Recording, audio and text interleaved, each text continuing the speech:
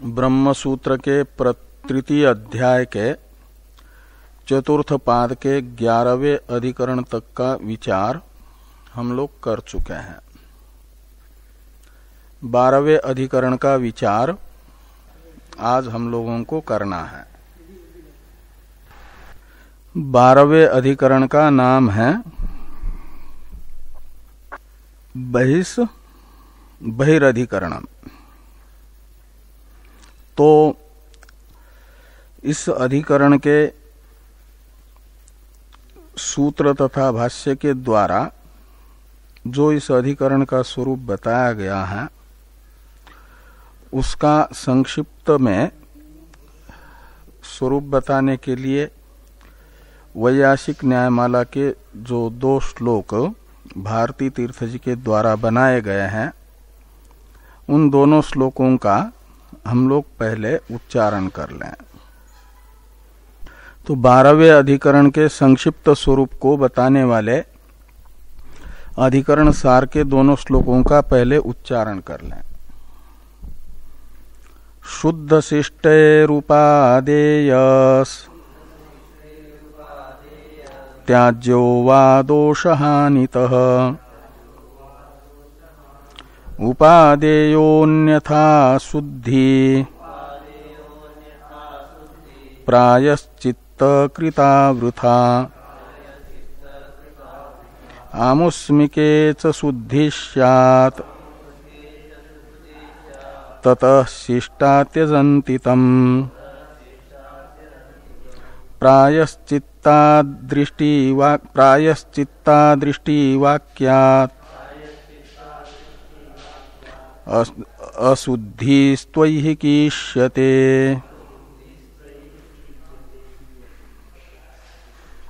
तो पूर्वाधिकरण में ये चर्चा हुई थी और चर्चा करके निर्णय बताया गया था कि जो ऊर्ध्वरेता है वह किसी कारणवशात पूर्व कुत्सित संस्कार के उद्भूत होने से पतित हो जाए तो उसे प्रायश्चित्त बताया गया कि नहीं बताया गया। पूर्व पक्ष था कि प्रायश्चित्त उसका संभव नहीं है, वह अप्रतिसमाधेय पतन है, उसका कोई समाधान नहीं है, ये पूर्व पक्ष था। और सिद्धांत में बताया गया कि जैसे उपकुर्वाण ब्रह्मचारी पतित होने पर प्रायश्चित्त होता है, ऐसे जो नैष्टिक ब्रह्मचर्यादि स्वीकार किए हुए ऊर्ध्वरेता हैं उनके भी पतन का प्रायश्चित्त होगा। यह निर्णय 11वें अधिकरण में बताया गया था। तो मान लो कोई नैष्टिक ब्रह्मचर्यादि को प्राप्त हुआ और कुछ समय बाद पतित हुआ और फिर उसने उस पतन का निवर्तक प्रायश्चित्त कर लिया, तो उस प्रायश्चित्त से ऊर्ध्वरेता है उसके साथ जो अपतित ऊर्ध्वरेता है उन्हें व्यवहार करना चाहिए कि नहीं करना चाहिए, ये संशय होता है। इस प्रकार का संशय होने पर इस संशय का निवर्तक यथार्थ निर्णय अनुकूल विचारात्मक यह अधिकरण प्रवृत्त हो रहा है। इसलिए अधिकरण सार के पूर्वार्ध में इस अधिकरण के विषय को और संशय को तथा पूर्व पक्ष के हेतु को बताया जा रहा है। उत्तरार्ध में पूर्व पक्ष को बताया जा रहा है। तो प्रथम श्लोक का जो प्रथम पद है शुद्ध ये विषय को बताता है इस अधिकरण के। इस अधिकरण का विषय है पतित होकर के प्रायश्चित्त से शुद्ध हुआ जो ऊर्ध्वरेता, उसे यहां शुद्ध शब्द से लेना, वह विषय है। और संशय है कि शिष्टई ही शुद्ध उपादेय त्याज्य हुआ, ये संशय है वातक। तो शिष्ट उन्हें कहा जाता है जो अपतित शास्त्रानुसार जीवन जीने वाले ऊर्ध्वरेतादि हैं। वे जो पतित होकर के प्रायश्चित्तानुष्ठान से शुद्ध हुआ ऊर्ध्वरेता है, उसका उपादान करे व्यवहार के लिए, उसके साथ बैठे उठे, और जो साधना बताई गई है श्रवणादि, वह उसके साथ करें या न करें, उसको अपने साथ में लेकर के सहपाठी बना करके किया हुआ श्रवण मनन आदि हमारे ज्ञान का साधन बनेगा या नहीं बनेगा। बनेगा तब तो उपादेय होगा, उसके साथ व्यवहार उचित होगा। और यदि वह नहीं, उसके साथ किया हुआ व्यवहार ज्ञान का साधन बनेगा, तब तो उसे व्यवहार में त्याज्य ही माना जाएगा शिष्ट के लिए, क्योंकि शिष्ट का तो मुख्य उद्देश्य है मोक्ष का साधनभूत ब्रह्म साक्षात्कार। इसी के लिए तो संन्यास लिया है। त्वं पदार्थ विवेकाय संन्यास सर्वकर्म नाम श्रुत्या विहितो यस्मात् तत्यागी पतितो भवेत्। त्वं पदार्थ का विचार द्वारा, त्वं पदार्थ तत्पदार्थ वाक्यार्थ विचार द्वारा ब्रह्म ज्ञान की प्राप्ति ये मुख्य उद्देश्य है। और उस ब्रह्म ज्ञान के साधन त्वं पदार्थ विवेकादि यदि प्रायश्चित्त से शुद्ध हुए पूर्व में पतित व्यक्ति के साथ करने से ज्ञान के साधन नहीं बनेंगे, तब तो वह त्याज्य हो जाएगा, और ज्ञान के साधन बनेंगे तो उपादेय होगा। इसलिए संशय हुआ कि शिष्टई उन जिज्ञासुओं, तत्व जिज्ञासुओं को प्रायश्चित्त द्वारा शुद्ध हुए पतित ऊर्ध्वरेता के साथ त्वं पदार्थ विवेकादि रूप साधनों का अनुष्ठान करना चाहिए। यही व्यवहार है मुमुक्षुओं का, तत्व जिज्ञासुओं का, अथवा व्यवहार उसके साथ त्याज्य ही है, ये संशय होगा। इस प्रकार का संशय होने पर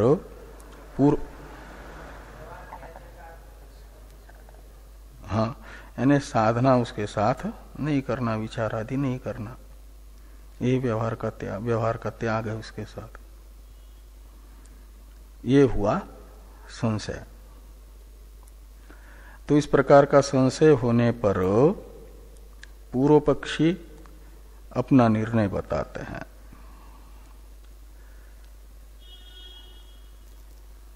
कि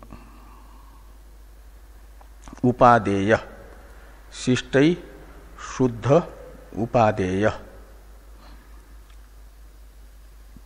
ये पूर्व पक्ष की प्रतिज्ञा है। शुरू वाले दो पदों का अनुवर्तन ला करके प्रथम श्लोक के उत्तरार्ध में जो प्रथम पद है उपादेय, इसके साथ जोड़ देंगे तो शुद्ध शिष्टै उपादेय ये पूर्व पक्ष की प्रतिज्ञा बनेगी। जो संशय में प्रथम कोटि है वो पूर्व पक्ष का निश्चय माना जाता है।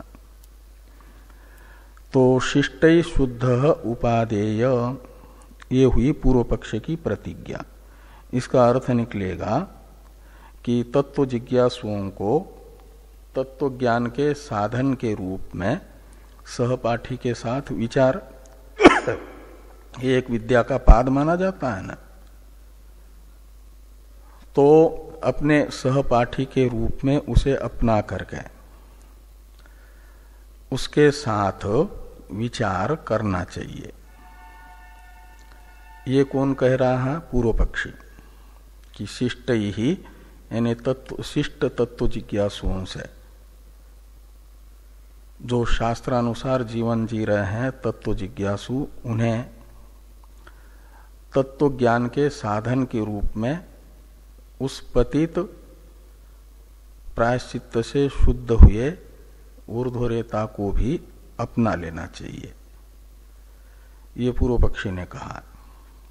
शिष्टै शुद्ध उपादेय, प्रायश्चित्त के पश्चात उसका उपादान कर ले, यानी उसके साथ व्यवहार करे, अपना सहपाठी बना दे।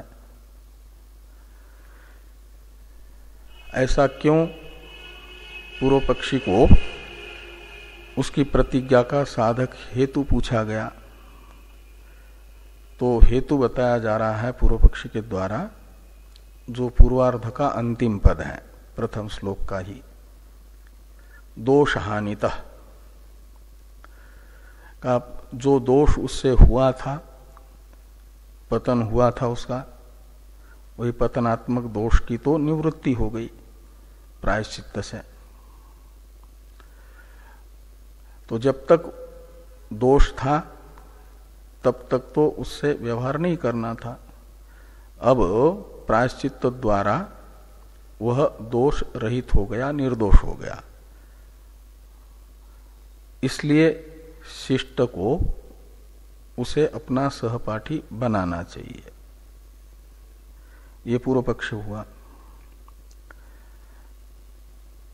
और यदि प्रायश्चित्त करने के बाद शुद्ध होने पर भी शिष्ट लोग उसे नहीं अपनाएंगे, व्यवहार नहीं करेंगे, तो उसका प्रायश्चित्त करना व्यर्थ ही हो जाएगा।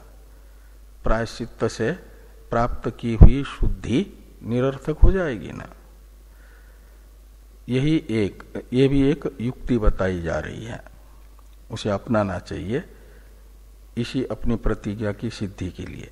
एक तो बताया दोष निकल गया, और दोष निकल जाने के बाद भी शिष्ट लोग उसे नहीं अपनाएंगे व्यवहार में, तो उसे फिर किया हुआ जो प्रायश्चित्त तज्जन्य शुद्धि वो निरर्थक ही मानी जाएगी, उसका कोई फल नहीं होगा। ये एक हेतु बताया जा रहा है कि अन्यथा शुद्धि प्रायश्चित्त कृता वृथा। अन्यथा का अर्थ है शिष्ट लोगों के द्वारा प्रायश्चित्त के पश्चात भी यदि पतित को नहीं अपनाया जाएगा, यह अन्यथा शब्द का अर्थ है, उपादान नहीं करेंगे, अपनाएंगे नहीं, तो प्रायश्चित्त कृता शुद्धि वृथा भवेत। तो उसने प्रायश्चित्त करके जो अपने द्वारा हुए दोष का प्रक्षालन किया वह व्यर्थ ही होगा, निरर्थक हो जाएगा। इसलिए उसके प्रायश्चित्तकृत शुद्धि को सार्थक बनाने के लिए शिष्टों को प्रायश्चित्त के पश्चात पतित सन्यासी को भी अपना लेना चाहिए। ये पूर्व पक्षी ने कहा। उत्तरार्ध में बताया जा रहा है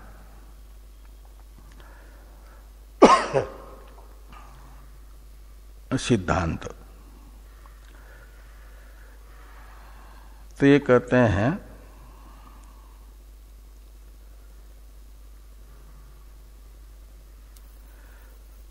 शिष्टा तम त्यजंती, ये सिद्धांति की प्रतिज्ञा है द्वितीय श्लोक के द्वितीय पाद में। जो अंतिम 3 पद हैं, शिष्टा त्यजन्ति तम, ये यहां पर बताई जा रही है एक प्रकार से प्रतिज्ञा सिद्धांति की। शिष्टा तम परित्यजन्ति, इसमें तम इस सर्वनाम से शुद्ध को लेना जो इस अधिकरण का विषय है। पतित हुआ ऊर्ध्वरेता प्रायश्चित्त करके शुद्ध हुआ, ऐसा जो ऊर्ध्वरेता, उसे तम शब्द से लेना। उसे शिष्ट लोग प्रायश्चित्त के पश्चात भी त्याग ही देते हैं, उसे अपना श्रवणादि के लिए सहपाठी नहीं बनाते, उसके साथ व्यवहार नहीं करते। शिष्टा तम त्यजन्ति, इससे बताया जा रहा है। ये सिद्धांति की प्रतिज्ञा हुई। कहा क्यों त्याग करते हैं? तो कहते ततः, तो ततः का अर्थ है तस्मात् कारणात्। तो उस कारण से शिष्ट लोग प्रायश्चित्त से शुद्ध हुए पतित ऊर्ध्वरेता का भी त्याग ही करते हैं, उसे व्यवहार नहीं रखते। कहा ततः शब्द से ग्राह्य हेतु कौन है? तो 2 हेतु बताए जा रहे हैं। एक तो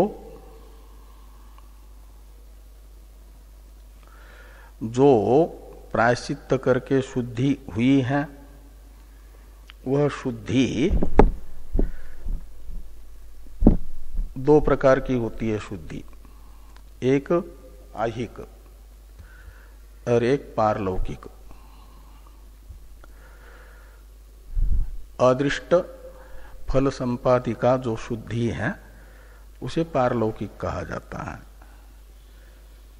और इसी जीवन में शुद्धि जो है वो है इसी जीवन में फल संपादक, वो हो जाती है आहिकी शुद्धि। तो जो प्रायश्चित्त जनित शुद्धि है वह आमुष्मिकी है, यानी पारलौकिकी है, आहिक नहीं है। प्रत्यक्ष जो इस जन्म में हुआ दोष है, उस दोष की निवर्तक नहीं बन पाती, ये कहा जा रहा है। उसकी वह अशुद्धि, आहिक अशुद्धि तो बनी रहती है, प्रायश्चित्त आहिक अशुद्धि को दूर नहीं करता। जो पारलौकिक फल की प्रतिबंधक अशुद्धि है उसको दूर करता है। कौन? प्रायश्चित्त। जो छांदोग्य में बताया गया कि अपने अपने आश्रम का ठीक ठीक अनुष्ठान करने वाले आश्रम कर्मों का, नैष्टिक ब्रह्मचारी और वानप्रस्थ और गृहस्थ है और आश्रम सन्यासी है, वे पुण्यलोक को प्राप्त करते हैं। त्रयो एते पुण्यलोका भवन्ति, त्रय एते पुण्यलोका भवन्ति, इस श्रुति से वह पुण्यलोक की प्राप्ति मानी जाती है आमुष्मिक फल, और उस आमुष्मिक फल की प्राप्ति में प्रतिबंधक है आमुष्मिक अशुद्धि, उसकी निवृत्ति है आमुष्मिकी शुद्धि। पारलौकिक फल में प्रतिबंधक दोष की निवृत्ति रूप जो शुद्धि है उसे आमुष्मिक अशुद्धि का क्या शुद्धि कहा जा रहा है। वह आमुष्मिक शुद्धि इस समय इस जीवन में हुआ जो अपराध है और दोष है, कलंक लगा हुआ है, उसकी निवर्तक नहीं होती। वह तो बनाए रहता है लोगों की दृष्टि में प्रायश्चित्त करने के बाद भी, उसे कलंकित ही मानते हैं लोग। तो इसलिए कहते हैं कि आमुष्मिकीय, कहीं कहीं आमुष्मिकी ऐसा छपा हुआ है, आमुष्मिकी तो शुद्धि स्यात्, शुद्धि का विशेषण है आमुष्मिकी। हाँ हाँ, वो लेकिन वो प्रायश्चित्त तो नहीं है, ये जो दोष लगा हुआ है उस दोष की पतित होने का जो दोष है, उस दोष की निवृत्ति का जो शास्त्र ने प्रायश्चित्त बताया, वह प्रायश्चित्त इस लौकिक जो अशुद्धि है उस लौकिक अशुद्धि को दूर नहीं कर पाता। आमुष्मिक अशुद्धि को तो दूर करेगा, आहिक अशुद्धि को दूर नहीं कर पाएगा। ये कहते हैं कि आमुष्मिके च शुद्धि स्यात्। तो आमुष्मिके यानी आमुष्मिक फल विषयक, आमुष्मिक का अर्थ है पारलौकिक, तो पारलौकिक फल विषयक शुद्धि तो प्रायश्चित्त से संपन्न हुई। और ततः शिष्टा त्यजंतितम, तो जो पतित हुआ है उसे शिष्ट लोग त्याग देते हैं। एक हेतु तो ये हुआ कि जो प्रायश्चित्त जनित शुद्धि है वह पारलौकिक शुद्धि है।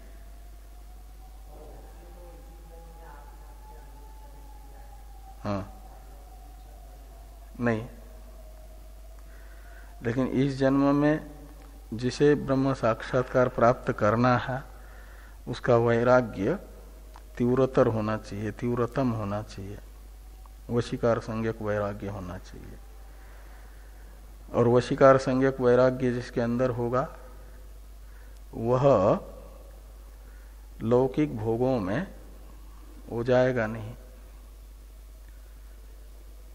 इसलिए वो अशुद्धि उससे नहीं होगी जो व्यभिचारात्मक अशुद्धि बताई गई है। तीव्र वैराग्य वशात उससे वो अपराध नहीं होगा। और वो अपराध हो रहा है का अर्थ है वो तीव्र वैराग्य नहीं है, तो तीव्र वैराग्य के अभाव में तीव्र जिज्ञासा भी नहीं मानी जाती। नहीं तो मुक्त होना तो जो विषयी लोग हैं वो भी चाहते हैं, निरतिशय आनंद कौन नहीं चाहेगा। मुक्त होने का अर्थ है निरतिशय आनंद को प्राप्त करना, निरतिशय आनंद की प्राप्ति तो सब चाहते हैं, लेकिन अधिकारी को होगी ना।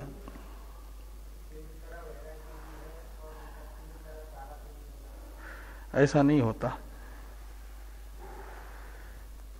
प्रारब्ध केवल परिस्थितियां लाता है, भोगों में लिप्त नहीं करता। भोगों में लिप्त होना ये अपने राग द्वेष के ऊपर आधारित होता है। इसलिए भगवान ने कहा कि इंद्रिय से इंद्रिय स्यार्थे राग द्वेषो व्यवस्थितो तयोर न वशम आगच्छेत तो हेष्य परिपंथिनो। वहां तो पुरुषार्थ है, राग द्वेष के अधीन न होने के लिए तो पुरुषार्थ बताया जाता है। और जो राग द्वेष के अधीन हुए बिना ऐसा अपराध नहीं हो सकता ऊर्ध्वरेता के द्वारा।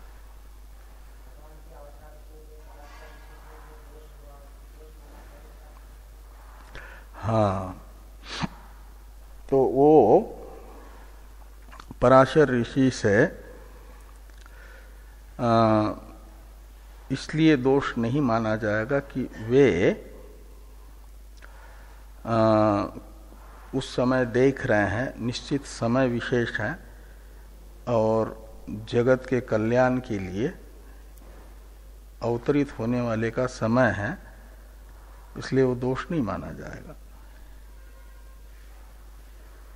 और वो ये भी नहीं है,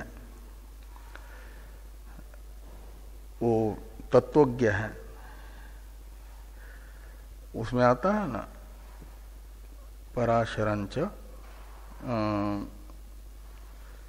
वशिष्ठ शक्ति तत्पुत्र पराशरंच और फिर व्यासम।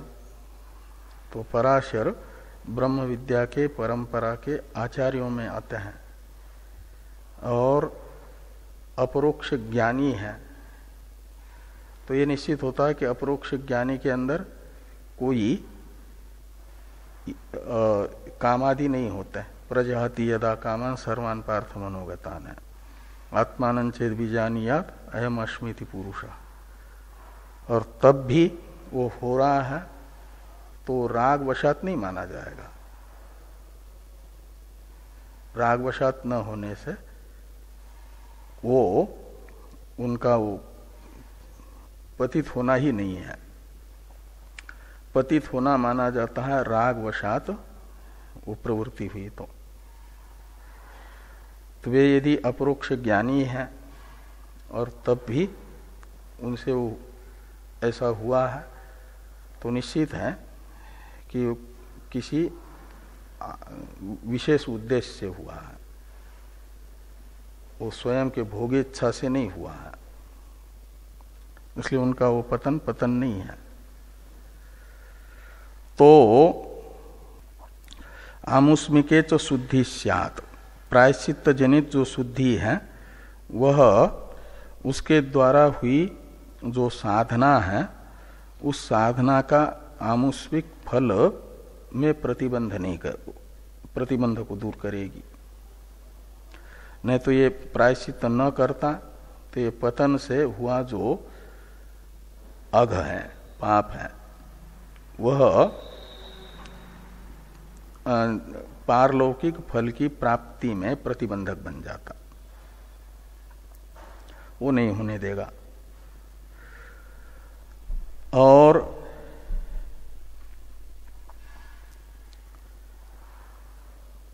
और अशुद्धि आही की है, इसे कहते हैं प्रायश्चित्ता दृष्टि वाक्यात अशुद्धिस्तु आही की इष्यते।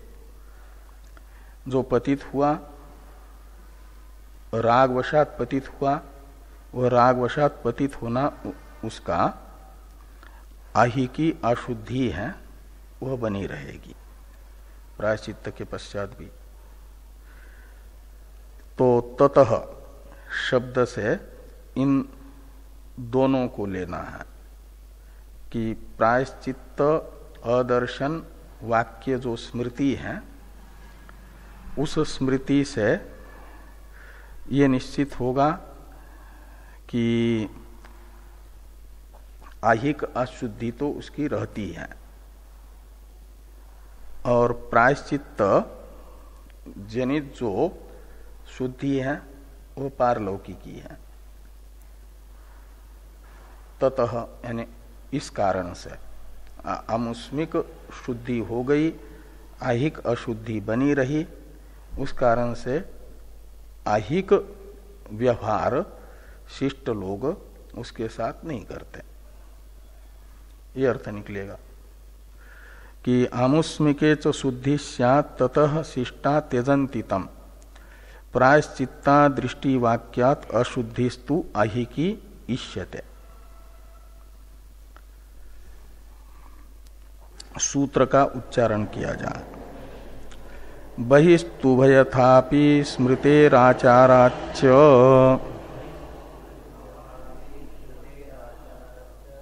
बहिस्तु उभयथापि स्मृतेराचाराच्च। तो बहि तु उभयथापि स्मृते आचाराच्च।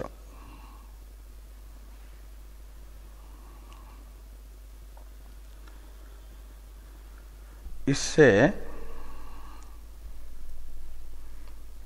इसमें जो उभयथा पद है इसका अर्थ है ये ऊर्ध्वरेता का पतित होना रूप जो पाप है वह महापातक माना जाए या उपपातक माना जाए। दोनों अवस्थाओं को जो ऊर्ध्वरेता का पतित होना महापातक मान रहे हैं इस स्थिति में भी, और ऊर्ध्वरेता का पतित होना उपपातक है महापातक नहीं, इस स्थिति में भी ये उभयथा शब्द का अर्थ ये है।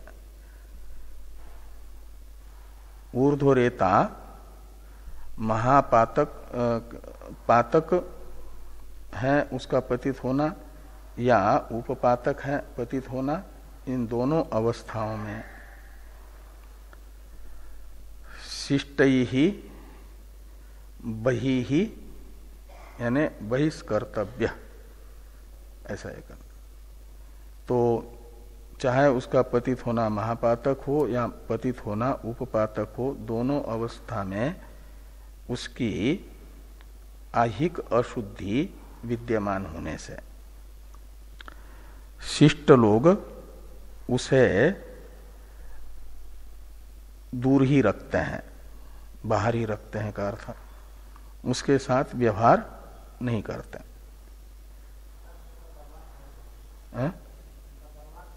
नहीं, परमार्थ तो बाद में साधना करता रहेगा अपने ढंग की, तो परमार्थ तो उसका होता रहेगा, पारलौकिक फल उसको मिलता रहेगा, जो चित्त की शुद्धि आदि भी होती रहेगी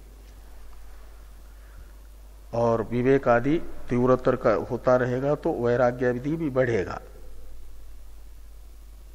जब तक उसकी वो है शरीर तब तक साधना करता रहेगा और विवेक सुदृढ़ होगा यदि, तो हो सकता है तीव्रतर वैराग्य और उत्तम कोटि का वो हो जाएगा, तो ज्ञान भी हो जाए, लेकिन व्यवहार योग्य नहीं होगा। क्यों कि पहले ये था कि लोगों में आदर्श वो बन जाएगा ना, तो फिर दूसरे लोग आने वाले भी ऊर्ध्वरेता क्या समझेंगे कि इसके तरह ही पतित होकर के फिर हम पातक कर क्या नाम है प्रायश्चित्त कर लें। ये मैसेज समाज में न जाए, इसलिए शिष्ट लोग पीछे वालों को के बुद्धि में कहीं गलत मैसेज न जाए, इस दृष्टि से गलत संदेश न पहुंचे, इस दृष्टि से उसे दूर ही रखते थे। उसे व्यक्तिगत पुरुषार्थ की प्राप्ति के लिए पुरुषार्थ करने के लिए तो अवसर है, अवसर न होता तो फिर प्रायश्चित्त ही क्यों बताते। प्रायश्चित्त बताया का अर्थ है वो अपनी साधना कर सकता है, हाँ, लेकिन दूसरा जो अभी वो नहीं हुआ है, ब्रह्मज्ञानी नहीं हुआ और दूसरों के संपर्क से मन में उसके गुण दोषों का चिंतन आ जाता है, ऐसे व्यक्ति को कहा गया कि उसके दोष को देख करके मन में चिंतन शुरू न हो, इसके लिए उससे व्यवहार न करें, ये कहा जा रहा है।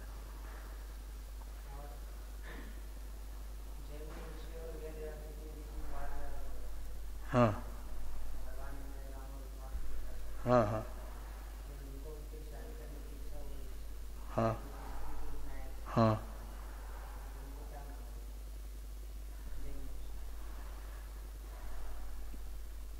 तो जैमिनी को इच्छा हुई और उन्होंने स्वीकार कर लिया कि ज्ञानवान को भी इंद्रिय अपने ये कर लेते हैं, विषयों में फंसा सकते हैं, इतना मात्र उस कथा से ये ज्ञापित हुआ। लेकिन वो ये नहीं हुए कि खाली इच्छा हुई उनकी, पतित तो नहीं हुए थे, वो देखा और इच्छा हुई तो हमारे गुरुजी ने ठीक लिखा है, इतना मात्र ये हुआ, पतित तो नहीं हुए थे ना।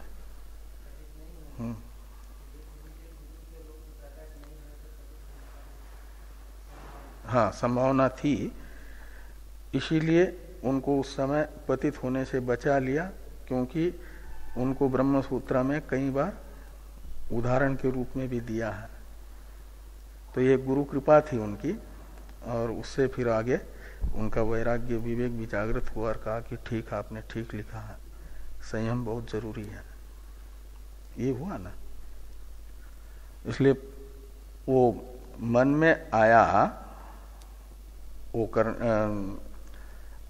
ये होने का, आश्रमांतर ग्रहण करने का, लेकिन वो किया नहीं उन्होंने।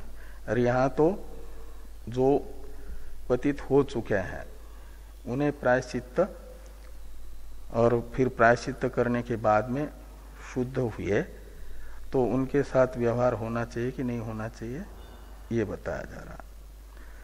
तो हाँ, उनका विवेक जागृत हुआ और वो पतित होने से बच गए, इसलिए उपादेय ही हैं वे।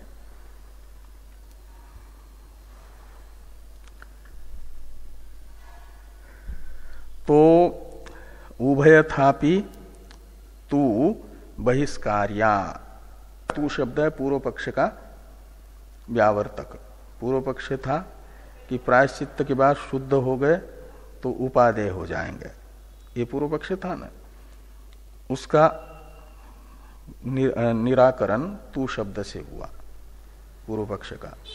और सिद्धांत ये बताया गया कि उभयथापि बहि कार्य, चाहे वह पतन महापातक हो या उपपातक हो, दोनों अवस्था में प्रायश्चित्त के पश्चात भी शिष्टों को उनको दूर ही रखना चाहिए। क्यों? तो स्मृते है आचाराच्य। तो स्मृति वो है प्रायश्चित्तम न पश्यामि, एक जो स्मृति, आरूढ़ो नैष्टिकम धर्मम यस्तु प्रचवते पुनः प्रायश्चित्तम न पश्यामि येन शुद्धेत स आत्महा, यह स्मृति, स्मृति शब्द से लेना। और आचाराच्य यानी शिष्टों का आचार भी ऐसा ही होता है, शिष्टाचार।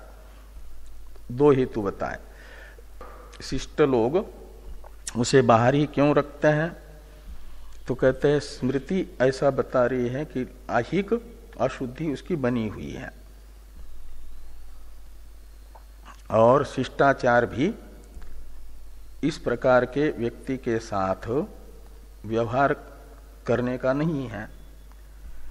तो इसलिए स्मृति प्रमाण तथा शिष्टाचार वशात वर्तमान शिष्टों को, श्रेयस्कामी को ऐसे पतित से व्यवहार नहीं करना है, ये सिद्धांत इस अधिकरण का है।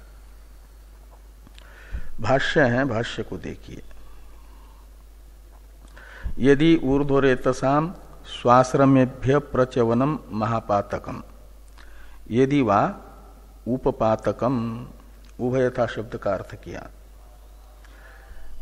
ऊर्ध्वरेताओं का अपने आश्रम से प्रचवन यानी प्रच्युत होना, पतित होना महापातक कोटि में आता है अथवा उपपातक कोटि में आता है, ये माना जाए तो उभयथापि, यानी चाहे वो उपपातक मानो या महापातक मानो, दोनों पक्ष में शिष्टैते बहिष्कर्तव्या, प्रायश्चित्त के बाद भी वे शिष्टों को, श्रेयस्काम तत्व जिज्ञासुओं को चाहिए कि वे अपने साथ न मिलाएं, उन्हें, उनसे व्यवहार न रखें।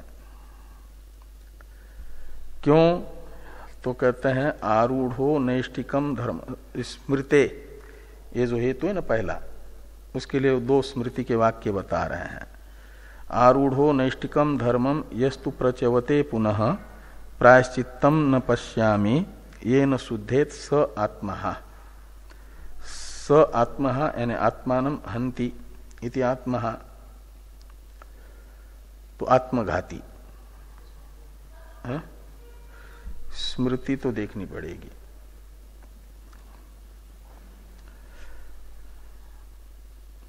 तो ये जो ऊर्ध्वरेता है, आरूढ़ो नैष्टिकम धर्मम का अर्थ है ऊर्ध्वरेता हुआ, और फिर आश्रम धर्म से च्युत हुआ, पतित हुआ, तो कहते हैं उसका कोई फिर इस जन्म में भी उसे शुद्ध करने वाला प्रायश्चित्त नहीं है।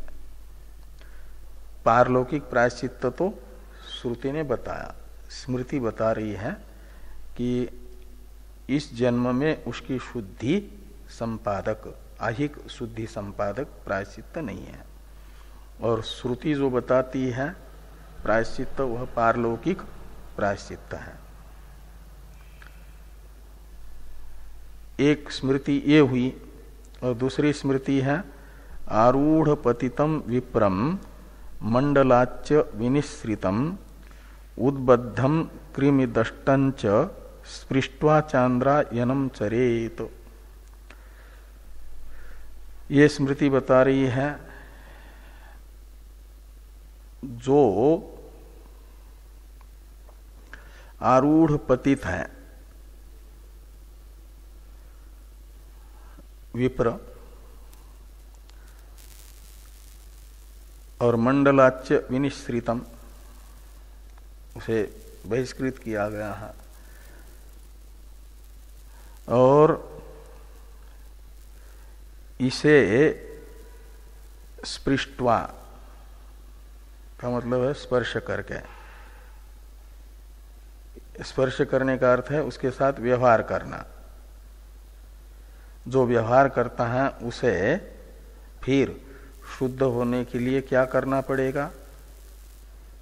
आरूढ़ पतित के साथ जो व्यवहार करता है, उस आरूढ़ पतित के साथ व्यवहार करने वाले को, आरूढ़ पतित और उसके साथ और भी दो चार गिनाए हैं, उनके साथ व्यवहार करने वाले को शुद्ध होने के लिए चांद्रायन यानी कृष्ण चांद्रायन व्रत का अनुष्ठान करना पड़ता है।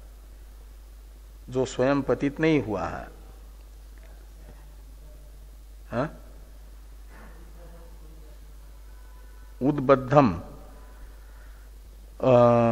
और कृमिदष्टंच,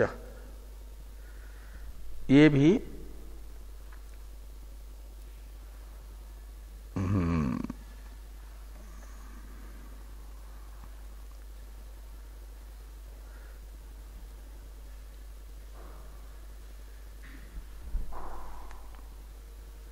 इसको बताएंगे कल। उद्बद्ध और कृमिदृष्ट शब्द का अर्थ, ये भी कुछ अस्पृश्य जैसे हैं, और इनको देखकर, इनके साथ व्यवहार करके, इनका स्पर्श करके फिर शुद्ध होने के लिए कृष्ण चांद्रायन व्रत का अनुष्ठान करना पड़ता है।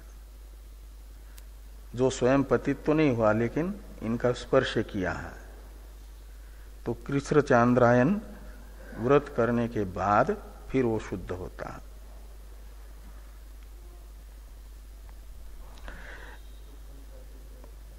हाँ? कृमिदृष्टन से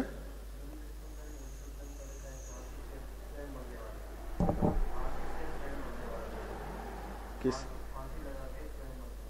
अच्छा, उद्बद्धम यानी आत्महत्या करने वाला, फांसी से आत्महत्या करने वाला जो शव है। और कृमिदष्ट से तो हो जाएगा कोई कीड़ा वगैरह काट करके मर गया, सर्प आदि, और उस शव को स्पर्श कर लिया, तो कृमि वो एक प्रकार से कृष्ण चांद्रायन का अनुष्ठान करके शुद्ध होता है। का मतलब आत्महत्या नहीं करनी चाहिए। तो इति च एवं आदि निंदातिशय स्मृतिभ्य, ये आरूढ़ पतित की निंदा करने वाली स्मृति है। आरूढ़ पतित के साथ व्यवहार करके जो शुद्ध व्यक्ति था वो आरूढ़ पतित का स्पर्श करने मात्र से ही शुद्ध होने के लिए दोबारा क्या करना पड़ता है? उसे वो कृच्छ्र चांद्रायन व्रत का पालन करना पड़ता है। इसलिए एक प्रकार से जिसके स्पर्श से अस्पृश्य होने के बाद कृच्छ्र चांद्रायन करना पड़े वो अस्पृश्य है, अव्यवहार्य है, ये अर्थ निकला ना। तो इस स्मृति के आधार पर और शिष्ट आचाराच्य, इसका अर्थ करते शिष्टाचाराच्य, वो करते हैं कृष्ण पक्ष में तो चंद्रमा की एक एक एक एक कला प्रतिपदा से क्षीण होना शुरू हो जाती है ना, तो एक एक ग्रास भोजन कम लेना पड़ता है। जैसे 16 ग्रास कोई खाता है यदि, तो 15 ग्लास लेंगे। फिर वो ऐसे करते करते अमावस्या के दिन 1 ग्रास मात्र। फिर शुक्ल पक्ष में चंद्रमा की कलाएं बढ़ती है तो वहां से थोड़ा बढ़ाना, थोड़ा थोड़ा बढ़ा करके वहां ऐसा वो किया जाता है।